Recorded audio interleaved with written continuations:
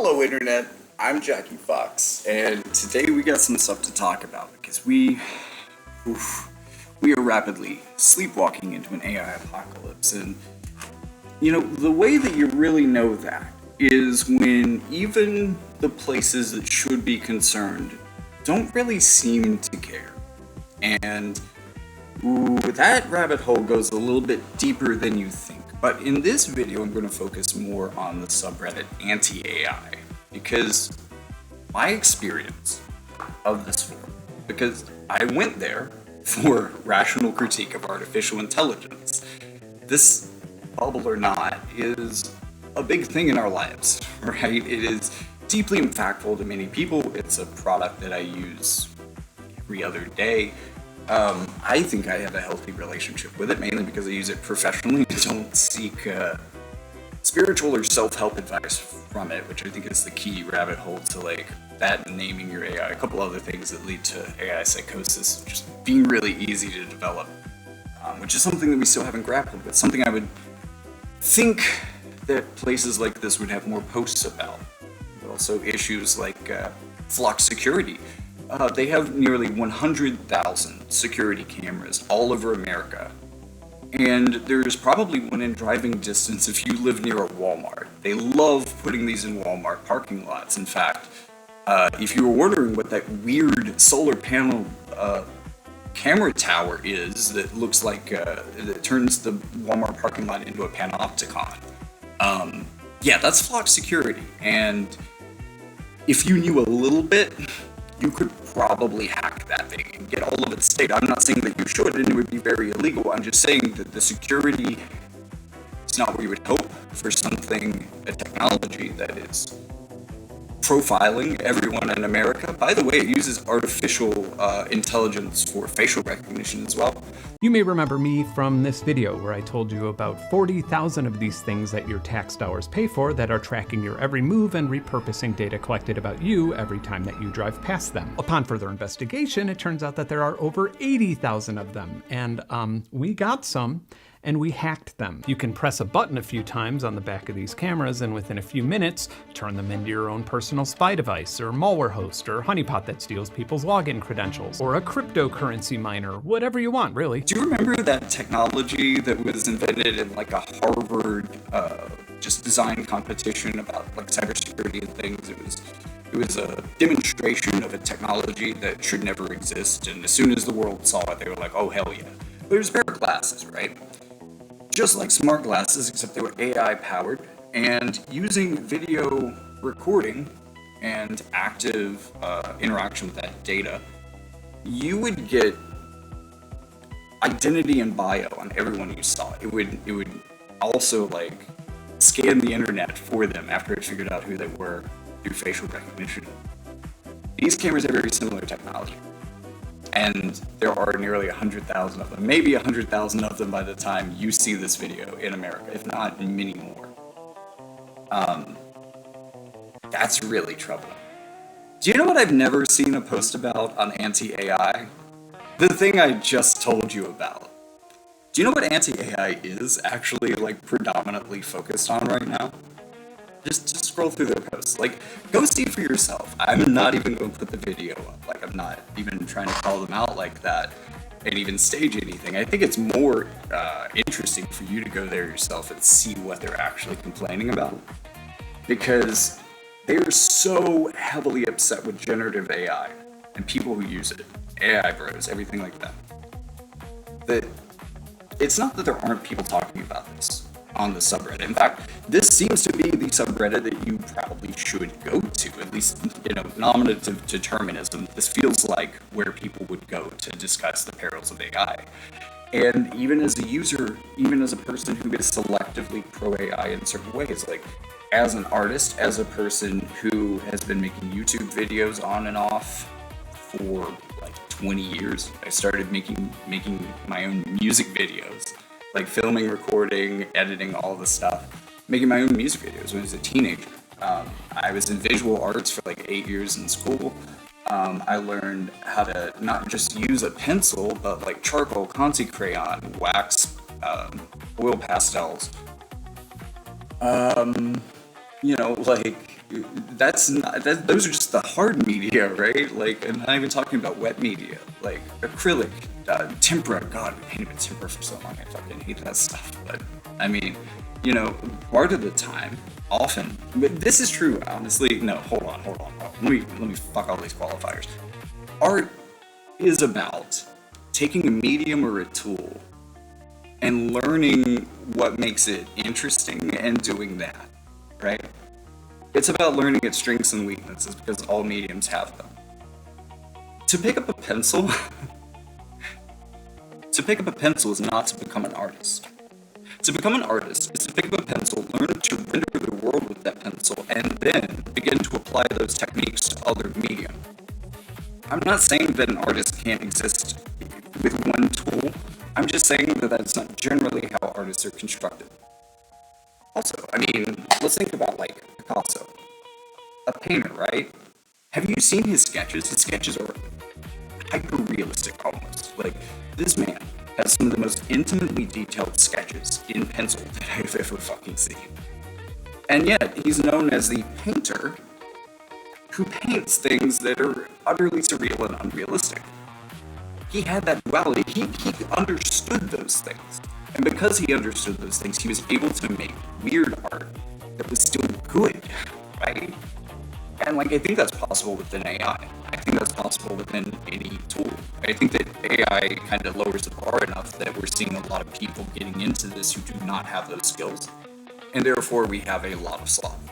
You know, basically the people who were making memes before with like easy Photoshop, like cropping other people's comic book characters into stuff, people making fan art, like these people easily pipelined into AI with very little skills. Right, and that's most of what we're seeing, and therefore it's easy to believe that true AI art either doesn't exist or can't exist. And I think a big part of it is that the tools are new and flawed, but also people haven't had a tremendous amount of time to learn to use them. And, you know, that intersects with the fact that a lot of the people who are using them right now aren't trained as artists. Like, they haven't put in the technical learning time to get how to do things in multiple mediums with multiple tools, or even using multiple media together. Like, this is one of the craziest assumptions that artists within the anti-AI subreddit like to make constantly, that AI artists aren't using multiple mediums, right? Or multiple tools. Like, generative is one of them, but what if you make a bunch of generative art in a bunch of different templates, and then you go into like a photo manipulation tool, you start cropping those out, and you build a collage? How is that any different than opening a magazine, cutting things out, and making a collage? That's a whole art style, right? Isn't it more creative in a way? I mean, like, as I said before, art is about working within constraints of a medium, right? So if your medium is opening a magazine and making your feelings come out through their words and images, then those limitations are part of what makes the art. And AI collage, in theory, is the same thing, except with more of your own artistic passion put into it, because you also generated the theoretical magazine that you built the collage from. Even if it was generated by AI, it was your ideas. And that's at least closer to being your art than a collage made out of a magazine. I mean, I think we can all agree on that. But no one's really calling collage artists like thieves anymore. I mean, like, when this as a facet of modern art like really started within like Dadaist and all sorts of things that came after photography, because, you know, realistic art kind of had its own existential crisis like 120, 150 years ago with photography. Because, you know, most of the people that they served as artists were people who wanted, you know, give me a painting of my house and the landscape and all that. Like, I have a really cool, I put a lot of work into my landscape. Let's just paint that for me. Or give me a painting of my family. But now that you can take a quick photo of that, the dynamic has changed, right? So modern art happened because we had to get weird with it. And one of the ways that we got weird with it was collage. And people hated that at the time too. People, I mean, people still hate modern art. It's one of the reasons I think people should get a certain amount of art education, I feel like art is very elitist in this way, in that you do need education to a degree, because there's a big difference between an artist who understands what modern art is and why it exists, and someone who picked up a pencil and put a lot of effort in, right? And I'm not saying that that person can't be good and can't have artwork that's worthy of selling, but like, it really benefits you to understand, you know? Anyways, the part that blows my mind is that this entire forum, like on a day-to-day basis, is at least 50% complaining about individual AI artists or AI artists in general. When the people who are really serious about artificial intelligence talk about P-doom or probability of doom, just keep in mind, the person who is pushing us towards the AI apocalypse the most at this current moment is probably Elon Musk. He is, even, like, what he has said over the last couple of years means that he is self-aware of this, right, of what he's doing. He is actively going against his own best guidance for AI a couple years ago. And with no guardrails, is just trying to hurtle towards general AI, or AGI, artificial general intelligence. He's trying to get that, even though the whole idea of a P-doom is like, how likely are we to wipe out humanity if we invent artificial general intelligence right now? So he's willing to take like Russian roulette odds with humanity, and he is actively rushing towards that in the most unsafe way possible. Why? Why him specifically, even though this was his position a couple years ago? Well, here's where we get into a conspiracy theory that ties a lot of this video together. I want you to take it with a grain of salt, because it absolutely is a conspiracy theory in the way that it's connected, but the things I'm about to tell you are absolutely real, and you should look into them. Please, do your own research. Somebody laughed at me for mentioning that AI art isn't going anywhere. Generative AI isn't really going anywhere. AI isn't going anywhere unless we get the military off of it. Like, oh, the military's using AI. Oh no, that's silly. You should pick a better conspiracy theory. Do you not know about cyber warfare? Because there are like so many reports from AI companies about how countries like Iran, Israel, China, and Russia specifically, they're the big actors within this space, are using artificial intelligence to spread propaganda across language barriers they previously couldn't breach as effectively because they didn't sound natural in those languages. Right? This is, basically, AI translation has been huge for the dissemination of international propaganda, and all of that propaganda has bled very efficiently into what seems like English-speaking discourse within the broader internet.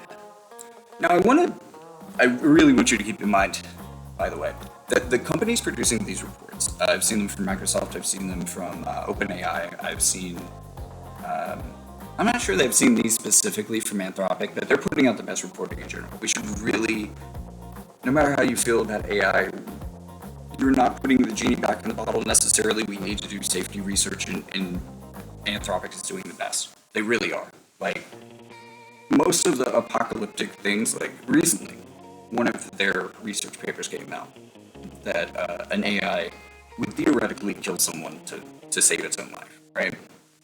Which is scary.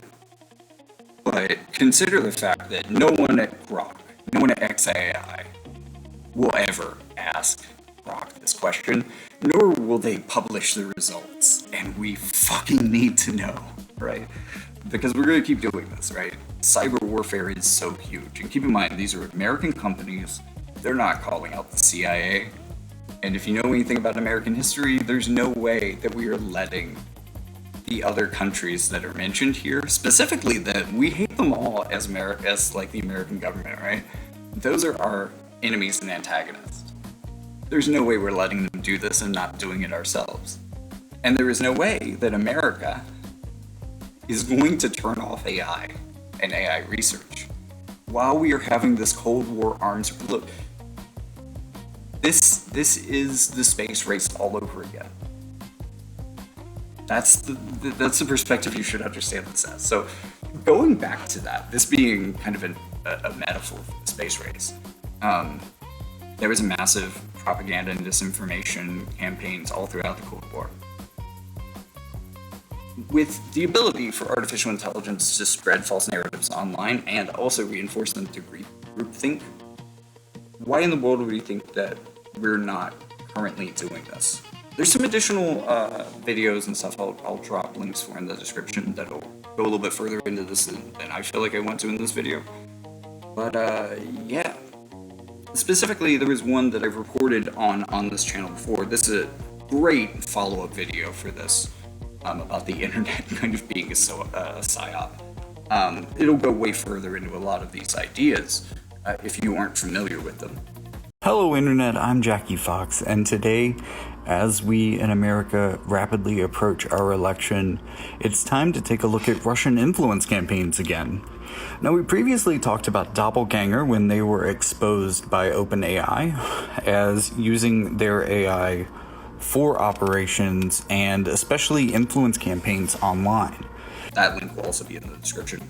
But it details this specific Israeli firm. I was going really into a lot of these reports that I've been telling you about, like, you know, how various cyber intelligence agencies around the world are using artificial intelligence to convince you of what they want you to believe, and how scarily manifest this has been in American politics. I mean,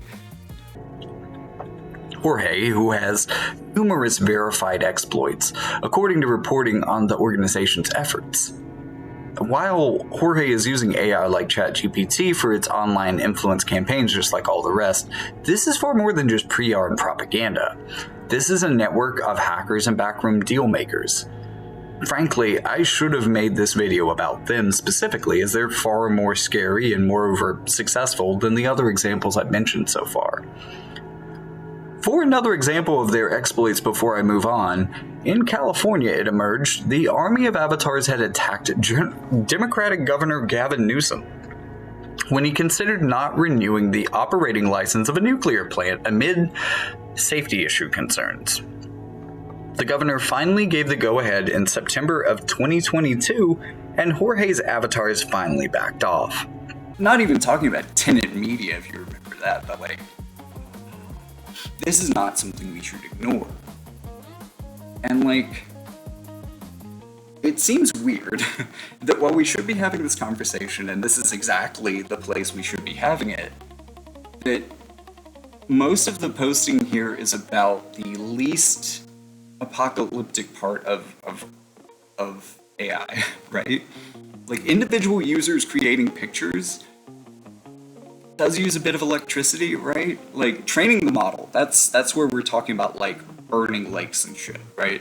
But we do that very rarely. The end user isn't really responsible for that. Maybe they create the market forces that, like, encourage it, or encourage people to do it more, but again, I don't think it's market forces necessarily that are pushing this, because we are in a, like, cyber arms race. I have to laugh because this is terrifying. I don't know how else to go. So in that video, I detail a software program called AIMS. So AIMS allows effectively a single agent, a single intelligence agent, to control across multiple languages, locations, profiles across the world, and across multiple social media platforms, as much as 100 to maybe even 1,000 different bot accounts, all disseminating versions of the same message, commenting with each other, giving each other artificial engagement, just all of these botting strategies, flooding the comments of real articles with fake bullshit, and maybe even flooding Reddit as well. There were actually, if you look at these reports, a number of these state actors that we know were at the very least using ChatGPT or Bing AI to translate things into English to be posted on Reddit. We know that. It's in their reporting of this. They know what their machines output. They're able to just like search the internet for that very easily, having that data and go, oh, there it is, there it is, there it is. Oh, that seems to be a human organically parroting it. That's weird. But yeah, no, and there's two bots saying it to each other. Yep, no, we wrote that comment too. You know, these are absolutely the people we should trust on this. I'm not necessarily saying they're super trustworthy companies, but when they're waving the red flag, we should probably look and not be too distracted by the AI cat girl comic that's currently frustrating so many people on this platform. Like, hey, as a quick aside to this video, we recently got some interesting kind of parallel news that unfolded on Twitter. It's long been suspected that many of the biggest X accounts that comment on US politics are actually foreign-based engagement farmers. And there was never any way to prove this, but over the weekend, this was confirmed. Yep, thanks to a new change down at x.com. So Twitter unveiled this feature where you can see the nationality of the accounts posting. And as it turns out, a lot of Rosie. Hold on, dog. I am so shocked. It's almost like everyone with a fucking brain has been saying this for 8, 9, 10 years now. It is so frustrating to not only have it be proven correct, but to look around and go, well, is anything gonna happen? No, probably not. It is, like, there have been over the years some really funny moments of, like, the mask, like, briefly Yeah, slipping. warm water ports. Warm water ports was, like, that was a great one. Rosie, please, look, I'm recording a video. Please, if you could chill out. A lot of these accounts actually happen to be located all over the world, especially in places that are definitely not America. Now, how is this a grift? Well, so the idea is paid posting initially was profitable enough to get a lot of American influencers, meme lords, etc. Stop! to take notice. But ultimately, it didn't pan out that this would pay very much. I mean, Twitter rolled this whole thing out in a time when they actually were not really making any money off of advertising. It was pretty tough for them. So there wasn't enough money in it to keep Americans in it, but there are places in the world where very small amounts of money mean a whole lot, such as Africa and a lot of parts of Asia. And they do happen to have internet connections, so what do you know? Most of the MAGA influencers on Twitter turned out to be Africans and Asians. Isn't that just fascinating? Now, maybe you're thinking, well, he's not really telling them what to say. How is this effective political campaign? But you forget how much, like, if you want to be an impactful poster on Twitter, you've got to play into the meta. And what is the meta on Twitter? Medusa, can you tell them? It's whatever Elon Musk fucking says it is. So, by weaponizing his algorithm, he can encourage people to post about just about whatever he wants. And as an incredibly influential user on the platform, he basically dictates the meta through his own posting. I mean, a lot of these people are just his reply guys, or people who share his posts basically so that he'll pay them. I mean, it's a pretty fun interpretation of redistribution of wealth, I guess. But wow, this seems pretty corrupt, Mr. Musk. Isn't that right, Medusa? Pretty freaking corrupt, right? Am I right? Am I right? I'm right. Okay, she's oh, sorry. She says I'm right. Hey, don't you? We need to have a serious, genuine, and nuanced conversation about artificial intelligence and how it's currently being used by the military and the police, and we can't fucking have that. Or what are potentially bots, but I don't know, maybe even just like humans or furry artists who used to work on commission who are getting replaced by AI because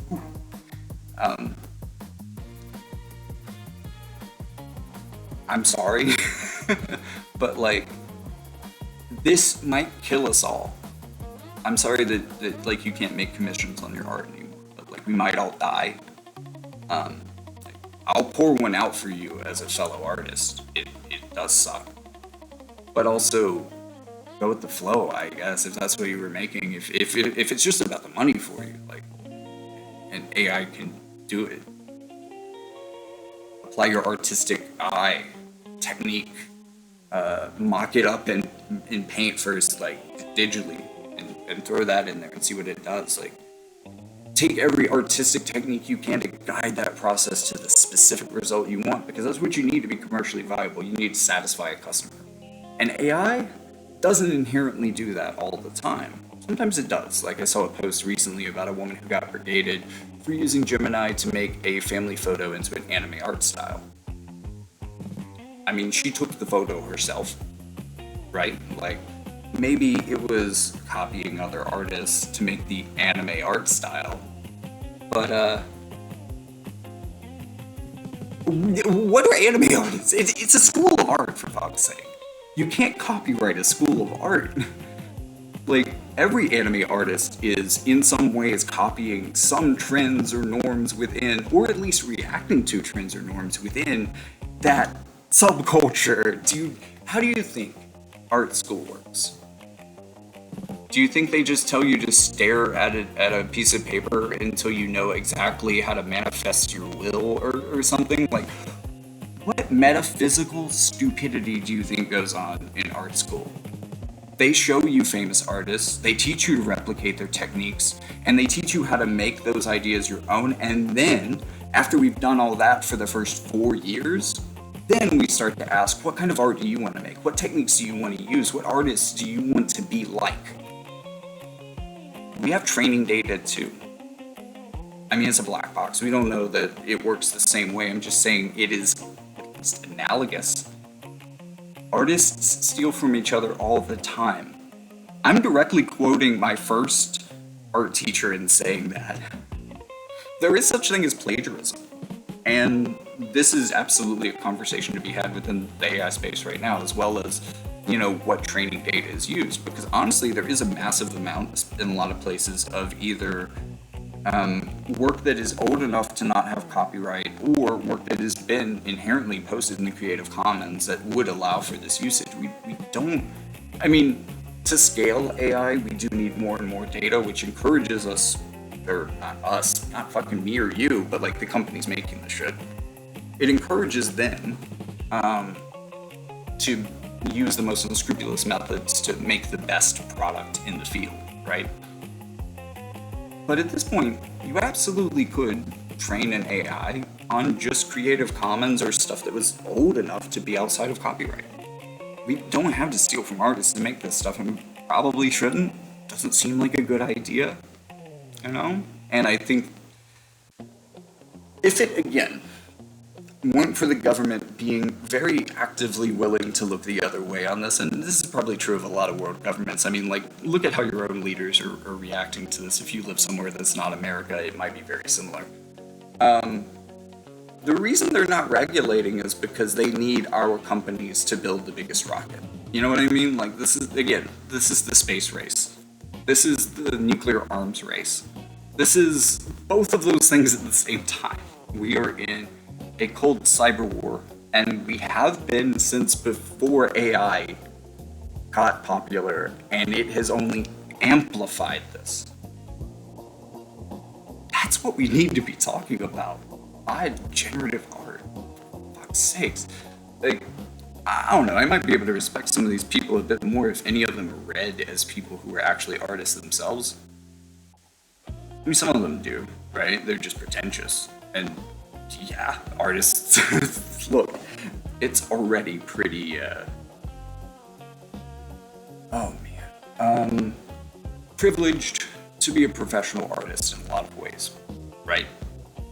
So there's pretension that goes with that, right? It is kind of elitist, especially if you consider that, like, even in my opinion, like, a good artist needs to go to school for this. I'm not necessarily saying you need to go to university, but like, if you take art consistently through middle and high school as often as you can, that gives you a pretty good basis, right? I did take it in college as well, but the art history was good, but it didn't really teach me anything I didn't know already. That had been covered in early art classes. But that being said, if you want to make art, like, I do encourage you to take at least art history 101 at your local community college. It's probably pretty cheap. Really, really good introduction to a lot of the ways of thinking about art, not only that are important now, but will be important in being a human artist making art in an era where AI also exists to make art, right? Because you're right. most AI art currently is kind of slop to a degree, but humans also make a lot of slop, and slop isn't always unmarketable. It's just often very genre niche, right? Like most furry art is largely slop. You're not gonna see it in a gallery. You know what I mean?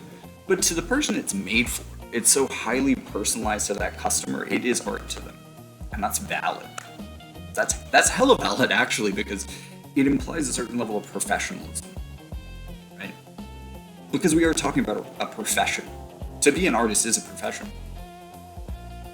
Like the basic definition of a professional artist is a person who makes money, like a considerable amount of money, part of their income, through selling art. And this is notoriously hard. Even most of the people that we would consider artists now were terrible at making money selling their art within their lifetime, honestly. But like, so I mean, I guess don't let that hold you back. But yeah, I mean, personally, like, I hate the way it's being used. I hate the way it's being weaponized. But I love the idea of picking up a pencil, because like really, even if you are an AI artist, learn how to draw. Learn perspective, learn like principles at least. That will make your art better. It will give you a better critical eye for knowing what needs to be fixed, right? Like it will give you a better eye for making better art. You should do that, right?